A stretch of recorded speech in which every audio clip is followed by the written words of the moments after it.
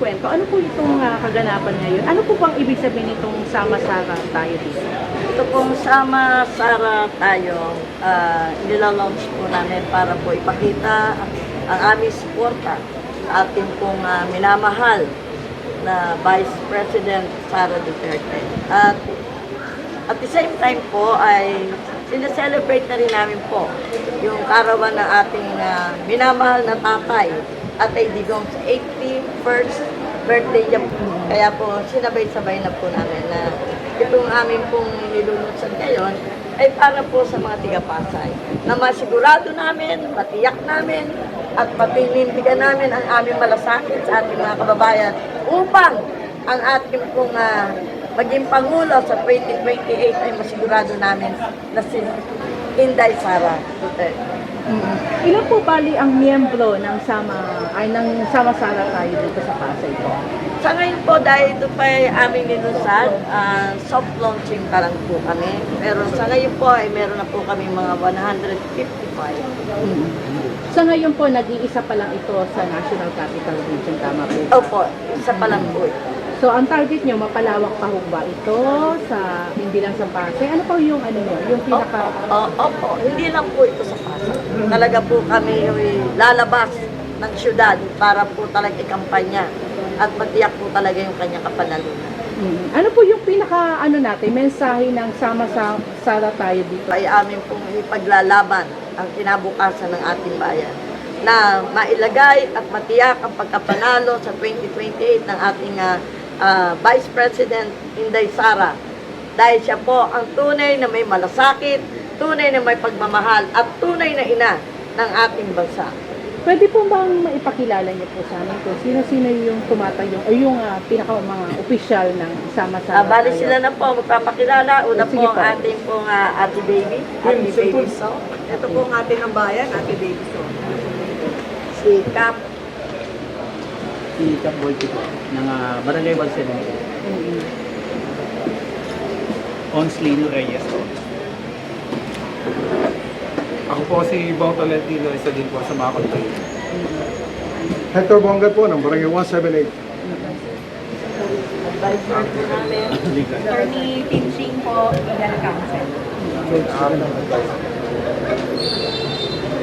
Kaarawan po ni Tatay Digong, ano po yung mensahe po natin para po sa ating dating Pangulo habang mensahe na rin po sa ating mga kababayan na talagang patuloy na sumusuporta kay Tatay Digong po. Tatay, happy birthday.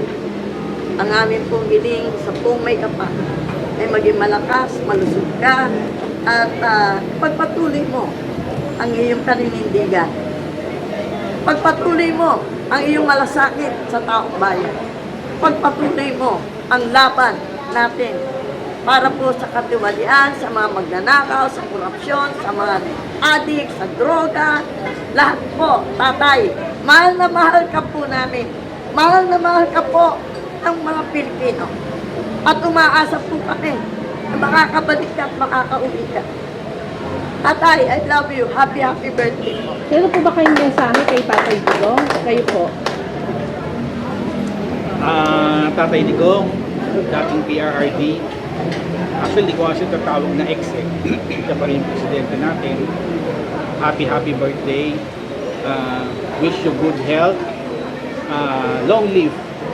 Pero kung talagang ano yung ukol para sa'yo ng Diyos, kung ano yung kakabuti sa'yo, nasa Diyos yun. Kay BP, sa kanyang anak, stay strong. Pag nai-imagine ko yung pinagdadaanan nung mga anak niya, kung nilalagay ko yung sitwasyon ko sa katayuan nila, mahirap eh. Biro mo yung tatay mo, ilang beses nag-birthday na napakalayo. Ang hirap nun. Parang napakasakit. Pero wala pong ginawa yung gobyerno natin eh. Masyadong hindi makatao, hindi makadiyos. Nagpalibing sa tatay ni BBM, pero ganyan po yung kapalit na ginawa niya. Yung nga sabi ko na yung magiging Pilipino po natin nawala dahil sa politika. Masyado tayong magalang sa MRT, sa mga senior. Pero yung dating presidente naman, may katungkulan. Binaboy niyo po. Binastos niyo. Kanina nung kumakanta ng happy birthday, medyo gusto ko matangay kasi hindi naman po magaling si Presidente totally meron din siyang pagkakamali. Wala pong magaling na tao. Ang sa akin lang, andun po yung pag-asa na bago yung Pilipinas kahit paano, andun yung pag-asa. Pero binalaro nga po ng Presidente natin ngayon. Hi, happy birthday. Tatay Digong, happy birthday po. Patuloy ka po namin ipinagdarasal. Sana po ay makauwi ka na dahil ikaw po ay mahal na mahal po namin. Huwag po kayong mag-alala dahil po si VP Sara ay tutulungan po natin para manalo po siya sa 2028. Yun lang po. Maraming po salamat. Ako po si Attorney Ching and staunch supporter of the Dutertes because I served under the leadership of PRRD during his term. So I was in Malacanang. I was working at the office of the President and I saw how he was really like Tatay Digong. Para po talaga siyang ama ng ating bansa na tila ay hindi natin nararamdaman ngayon. Kay Trillanes, sa ating House of Representatives, ano po yung standing nila at jurisdiction nila para magkaroon ng karapatan na i-pursue itong proceeding na to against VP Sara na sinabi nga po ni Vice Bong Tolentino na elected by 32 million people. Ayun po. Ma'am, palawag lang. Ayon kasi kay Ombudsman Boying Remulla ay handa daw siyang tumulong sa House of Representatives lalo na sa sali ni VP Sara. Dapat ba? Dapat po bang tumulong ang Ombudsman sa pag-present Yes po, ma'am. ng SALIR Ni VP Sara sa House of Representatives. Supposedly po, ang Ombudsman ay impartial.